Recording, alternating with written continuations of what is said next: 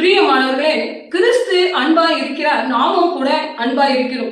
அன்பு என்பது ஒருவர் செய்யக்கூடிய தவறான செயல்களுக்கு நாம் ஒரு நாளும் ஆதரவாக இருக்கக்கூடாது.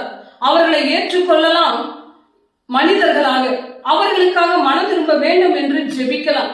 ஆனால் அவர்கள் செய்யக்கூடிய தவறான காரியங்களுக்கு நாம் ஆதரவாக இருக்கக்கூடாது, அதை அங்கீகரிக்க கூடாது. அவர்கள் நம் வாழ்க்கைக்கு முன்மாதிரியாகவும் இருக்கக்கூடாது. ஏனெனில் இயேசு கிறிஸ்துவின் வார்த்தைகளை விசுவாசித்து வாசிக்கிற நமக்கு 1 தெசலோனிக்கர் 5:21 சொல்லுகிறது, எல்லாவற்றையும் சோதித்தறிந்து நன்மையானவைகளை பற்றி கொள்ளுங்கள் என்று. இந்த உலகத்திலே ஒரு பிரச்சனை இருக்கிறது. அதிகாரத்தில் உள்ளவர்கள், பிரபலமானவர்கள், நமக்கு பிடித்தவர்களை உடனே தேர்ந்தெடுப்பது. கிறிஸ்தவர்கள் அப்படி செய்யக்கூடாது. ஏனெனில் உலகத்திற்கு ஒத்த வேஷம் நாம் தரிக்க கூடாது என்று எபேசியர் 5:11 சொல்லுகிறது. இருளில் பயனற்ற காரியங்களுக்கு உடன்படாமல் அவைகளுக்கு நீங்கள் கண்டீங்கள் என்று சொல்லுகிறது. அதாவது இருளுக்கு ஆதரவாக இராமல் நீங்கள் வெளிச்சத்திற்கு சாட்சியாக இருக்க வேண்டும் என்று சொல்கிறது. அதிகாரத்தில் உள்ளவர்கள், பிரபலமானவர்கள், அழகாக பேசக்கூடியவர்கள், மனிதர்களை வசப்படுத்தக்கூடியவர்களாக இருக்கலாம். ஆனால் தேவனுடைய வார்த்தைக்கு பிரியமாக இல்லாமல் நடந்து கொண்டு தேவனுடைய நீதியிலே நடக்காதவர்களை ஒரு நாளும் நாம் அங்கீகரிக்க கூடாது. தேவனுடைய பெயரை சொல்லிக் கொண்டு பெயரளவு கிறிஸ்தவர்களாக இருந்து கொண்டு தேவனுக்கு பிரியமில்லாத காரியத்தை செய்து கொண்டு தேவனுடைய கட்டளைகளை மதிக்காதவர்களை நாம் ஏற்றுக்கொள்ள கூடாது.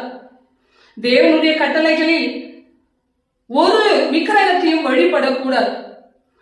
ஏசாயா 47:13 ஜோதிடர்களும் நட்சத்திரம் பார்ப்பவர்களும் அமாவாசை கணிப்பவர்களும் உடன் நேரிடும் பொழுது நீங்கள் உங்களை ரட்சித்து பார்த்துக் கொள்ளுங்கள் என்று சொல்லுகிறார். யாத்ராகமும் 20:14 தேவன் கொடுத்த திருமண உடன்படிக்கையின் பரிசுத்தத்தை உடைக்க கூடாது. தேவன் கொடுத்த திருமண உடன்படிக்கையின் பரிசுத்தத்தை காக்க மறந்தவர்களும், குடும்பத்தின் வழியை அறியாதவர்களும், பெண்ணின் வேதனையை புரியாதவர்கள் உங்களை பாதுகாத்துக் கொள்வார்கள், உங்களுக்கு அவர்கள் முன்மாதிரியாய் இருப்பார்கள் என்று நீங்கள் எப்படி நம்புகிறீர்கள்? அதனால்தான் தேவனுடைய வார்த்தையிலே ஏசாயா 5:20 சொல்லுகிறது, நன்மையானவைகளை தீமை என்றும் தீமையானவைகளை நன்மை என்றும் நீங்கள் சொல்வீர்களானால் உங்களுக்கு ஐயோ என்று எச்சரிக்கை கொடுக்கிறது. தேவனுடைய பிள்ளைகளாகிய நம்மை தேவன் உலகத்தின் பின் செல்லவும் உலகத்தின் அதிகாரத்தின் பின் செல்லவும் அழைக்கவில்லை.